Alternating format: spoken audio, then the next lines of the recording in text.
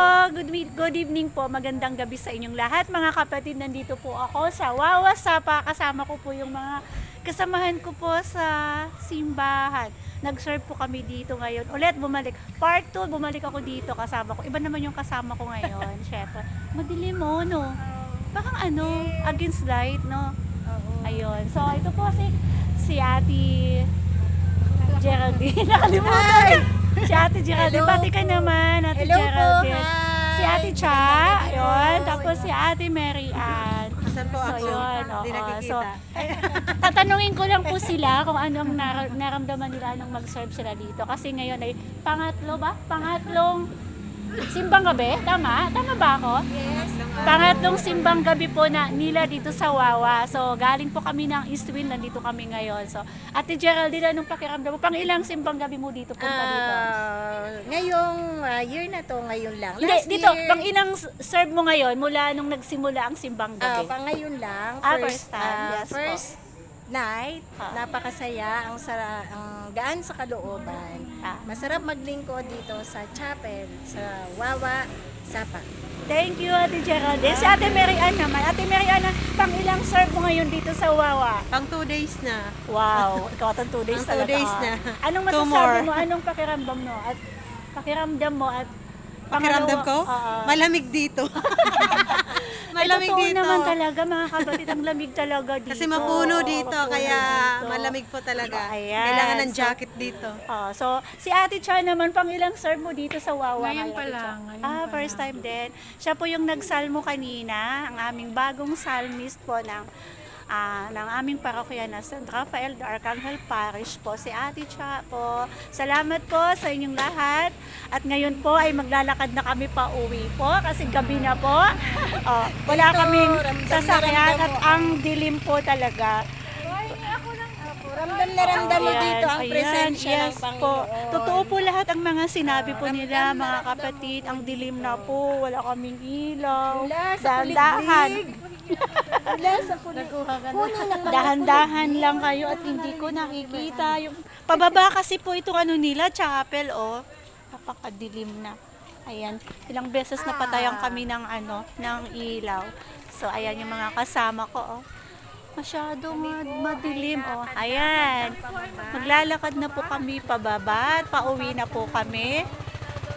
Ito ay pangalawang serve ko din dito, pero unang serve ko sa simbang gabi. So, nag-serve ako nung Kristong Hari. Part 2 ito ngayon pagbalik. Kristong Hari, nag-serve ako. Kasama ko sa Ate Ning at saka si Ate Malu. 3 lang kami. Ngayon po, 4 po kami ngayon. Pang-5 si Ate Mary Ann na siya ang nakatira dito. So, hindi na kailangan niya maglakad kasi taga dito siya.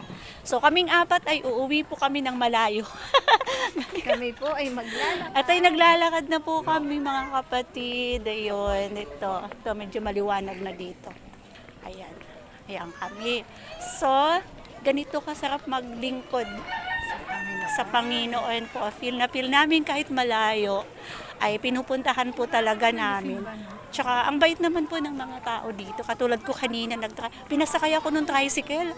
Alam mo kung magkano lang siningil sa akin ng pamasahe? 15 pesos. 15 pesos pa talaga. Opo. Ang bait ng driver. Ang bait. Kahit So, ganong kalayo. So, dito na lang po. Dito na kami. Palabas na po kami, Grabe. Tingnan mo, Ang dilim, Pababa na kami, dito. Pero maganda yung daan. Pero, maganda nga naman ang daan. Pero madilim. Madilim lang. Lalakad kami. Kaming 4. Yun, nadilim na naman. Ramdam na ramdam mo. Ang dilim na naman. Madilim pati yung cellphone ko, madilim. Ayan. Pero kasama natin. Pero kasi, Banal na spirit. ang bait naman kasi ng mga tao dito. Sabi nila, nakakatakot dito. Hindi naman. Masarap dito. Pangalawang balik ko na dito sa pag-serve. Ang dilim. So, mamaya na ako mamamaalam pag nasa sa maliwanag. Ayan, Oo, talaga siya ay native. native siya. Yan. Dito kita mo yung Ang dilim pa.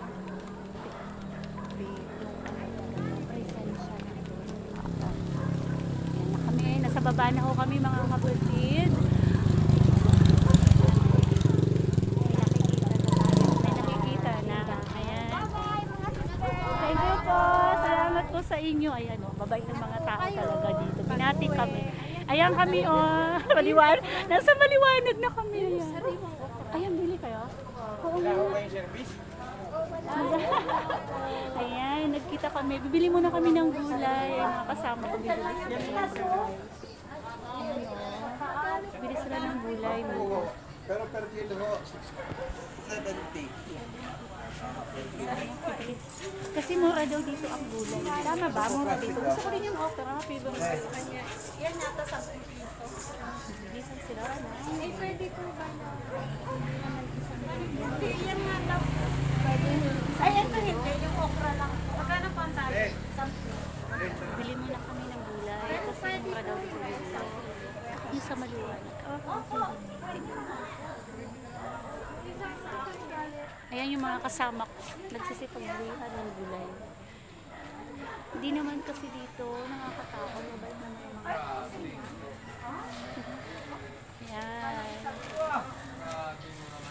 O, kaway-kaway na kayo. Mag-e-end na ako. Dali. Okay, bye-bye po. Oh, Thank you po. Oo. Bumibili na po kami Ayan. ng okra. Ayan. Sariwang okra. Ayan. Bye-bye po. God bless po. Mga kapatid, hanggang dito na lang po. Bye-bye. Kasi